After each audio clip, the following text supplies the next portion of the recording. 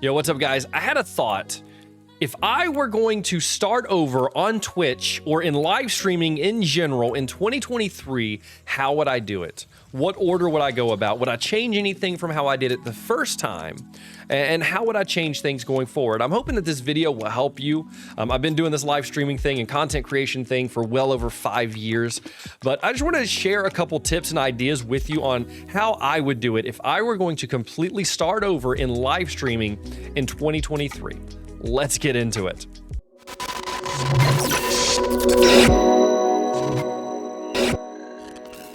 Today's video is sponsored by my bi-weekly newsletter, 321 Grow. Every other Monday, I send out an email that comes with 3 content creation tips to help you succeed on Twitch, YouTube, or TikTok. It also comes with 2 random ideas for you to implement to up your content creation game and 1 free resource that comes to you every other week. I have a link in the description below if you want to sign up for that. With that said, how would I begin streaming in 2023 if I were starting fresh all the way from the bottom? And I'm going to say something that's going to sound really redundant and something you probably don't want to hear is I would not start streaming. Now, I'm not saying don't stream. I definitely think stream, but I've seen a lot of creators that have started streaming before they've done anything else, and they've streamed to absolutely no one for months at a time, and it is so discouraging. They quit and they never get to see how amazing it truly is. And so if you just start streaming without having anyone there to watch you, you're probably not going to last long. You may be watching this video right now saying, I've been streaming for over a year and still I have no one watching. And to that, I would say, I think there's a few steps you need to do before you really dive into streaming. What I would do, and what I've heard other people say, but I'm not intentionally stealing this from other people, it's just a really good idea, is I would take that time that you were going to be streaming, and I would use that to create content in other locations. Now, YouTube specifically, I think YouTube is a fantastic place to create content, and I think it actually translates really well to live streaming, not just on YouTube, but over on Twitch or Trovo or Facebook. Like, I really think that creating content, evergreen content that is good like forever, don't just upload your VODs, don't just upload your live streams, those don't work.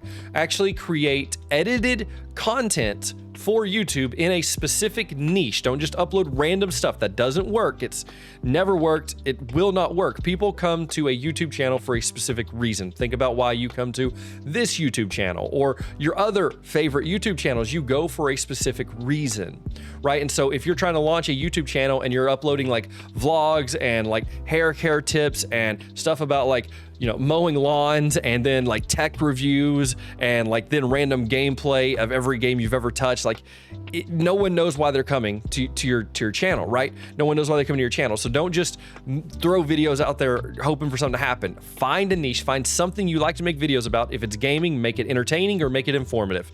If it is hair care or lawn care or really anything that you enjoy, it doesn't have to be gaming related. It doesn't have to have anything to do with what you're doing on stream. You're just trying to make a few friends on the internet right now.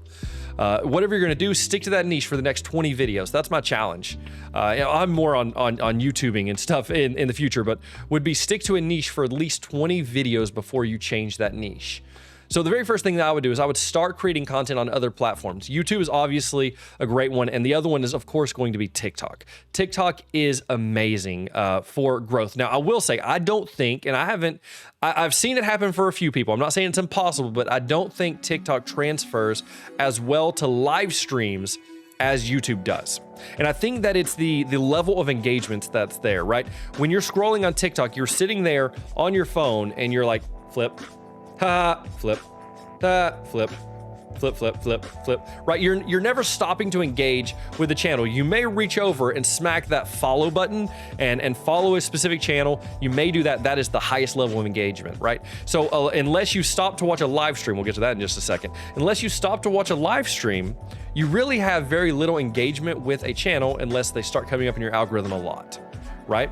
So I do think that you can build a following on TikTok, and it can transfer to Twitch. I just haven't seen it happen as frequently. But either way, I would start in content creation on YouTube and on TikTok and start building up a platform there. So once I'd started creating content on YouTube and TikTok, the other thing that I would be doing while I was doing this is what I would call I don't like the term networking. Networking feels like you're using people. I don't like that term.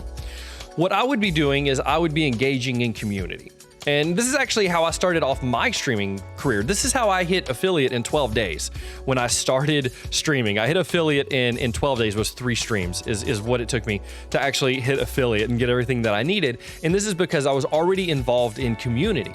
I was already part of a community in my particular niche. Now, my niche is Christian gamers, right? That's not really my niche that I stream to, but that's who I hang out with and that's who I play with. Is I was already in a community of Christian gamers. And so whenever I actually started streaming, when I went live, I'd already made so many friends that we already played together offline that whenever I hit the go live button, they were there and they were cheering me on and they were hanging out with me. And so it was really easy. I was never actually streaming to 0 people. And so I wouldn't say go and network. You're not using people. You're not trying to like use people to get views. You're just actually gaming with people and having fun with people. Find your niche, whether it's your particular game or like me, if you're a Christian, join a community of Christian gamers and start to build these relationships with people that are like-minded and like the same games or have the same interests, and actually just engage in community. And so when you start streaming, you'll already have friends that want to join you on stream. They'll want to join you, watch your stream, watch you fail at a game, watch you try that puzzle, watch you play battle royales, or play alongside you while you're streaming. Just go ahead and start building up that community. Don't go into streaming as a one-man show or one-woman show. Don't go into it alone, because if you stay alone, it's going to be really depressing and it's going to be hard for you to continue on. And so create content, number one, on other platforms where you're going to start to build audiences. So create content, build community, be part of a community. You're not building your own community at this point. You're just being part of another community. And the third thing that I would do if I were to start over in 2023, and this is just my own personal opinion, and I've heard kind of back and forth opinions on this, but this is what I think that I would do if I were to start over, is I would pick a specific niche, probably a specific game, and I would continuously stream that. I would quit jumping around. I would try not to be a variety streamer. If you've been to my streams, you know this is my problem. I find it very difficult to stick with a game more than a month or two. And so I jump around a lot, and it does affect my stream. It affects my viewers. I understand that because I really watch streamers. Obviously, I watch my friends, but then the streamers that I watch that I don't know that well, I only really watch the ones that are playing games I'm interested in.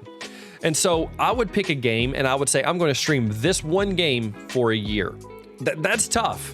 And that is where you have to decide if you're really in this to grow your stream. If so, you need to be consistent. I would set a consistent schedule. I would play a consistent game.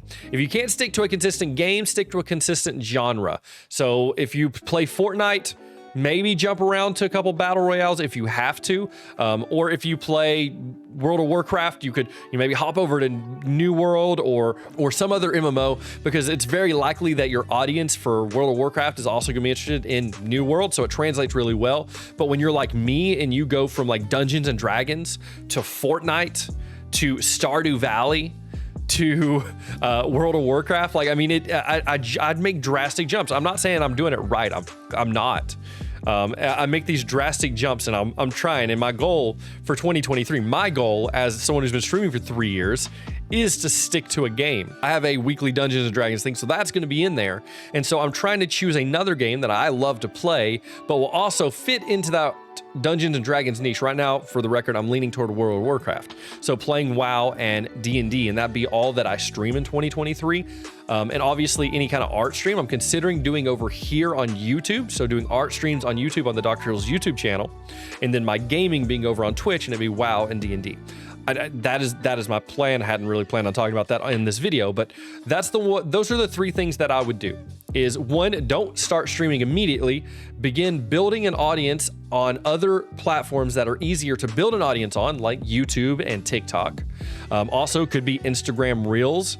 It could be using YouTube Shorts. Those are all amazing. Just build those out as much as you can. Then also become a part of a community, and actually a beneficial part of a community, not just the person in there promoting whenever they're going live. That person doesn't get views. I'll be honest with you. I have in my Discord server, I have a post when you go live. No one, hardly ever does anyone ever actually go and check that. They don't. Spamming your link everywhere doesn't get views. Building real relationships gets views. So be part of a community, build actual relationships with friends that you enjoy playing with. They will probably be your mods and your top supporters, right?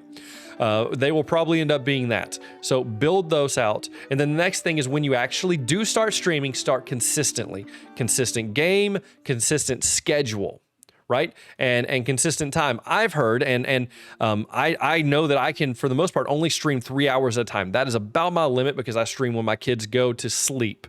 When my kids go to sleep, I spend a little bit of time with my wife, and then I stream. So I start streaming at 11 p.m. I have to work the next day, so I can't stream longer than 3 hours. I stream from 11 p.m. to 2 a.m. Central Time. But I've heard that if you stream on the longer end, that your stream actually peaks out around 4 hours. I know with my current schedule, I'm not going to hit that 4 hours. But if I were able to do so, I may stream less days and longer streams to allow my stream to actually peak and have time to be discovered, right? Because the people that are not your core audience, right? You may have your core people, the same, for me, it's probably the same 7 to 8 people that'll be there every single stream. When I hit the go live, they're going to show up. You guys are the real MVPs, by the way. But everyone else, they're going to forget that you're streaming on Tuesdays at 7 p.m. They are. And by the time they remember, it's going to be like 10 p.m. And like they've eaten dinner and they've brushed their teeth. They're like, oh, hey, username 264 is live. I should go see what they're doing.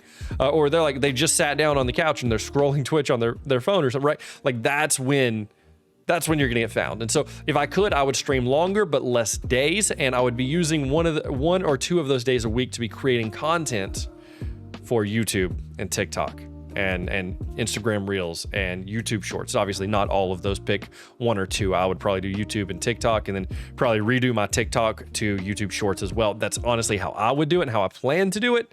But choose that and really focus in on doing that probably before you start streaming. I would encourage before you start streaming, unless you enjoy playing games and talking to yourself, because that's what's going to happen for the first long bit if you just start streaming without doing any of these other things. Anyway, if I were to start over in 2023, none of these were groundbreaking tips or anything. I'm not saying that they were. I'm not saying that I'm a Twitch growth guru at all. I'm a designer that likes streaming. That's it. But in my opinion, what I've learned in the last 3 years, that's what I would do.